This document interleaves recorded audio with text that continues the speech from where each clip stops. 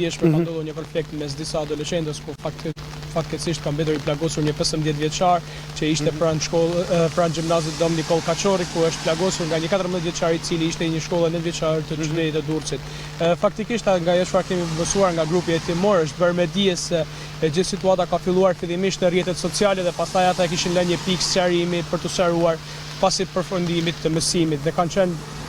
autori së bashku dhe me shtetasin e dëmtuar me 15 vjeçarin të cilin është dëmtuar dhe ndodhet dhe në këto momente në gjendje kritike përjekten janë takuar pas përfundimit të orarit mësimor dhe fillimisht kanë qenë një debat verbal pasi kanë filluar për ofendimet në rrjetet sociale pasi njëri nga këta të dy kishte ofenduar tjetrin në rrjetet sociale dhe pastaj kjo kishte degraduar deri në përdorimin e armës ku ishte përdorur dhe një armë dhe ishte një armë e ftohtë një tipit thik por që ishte dhe hapseveni ishte një armë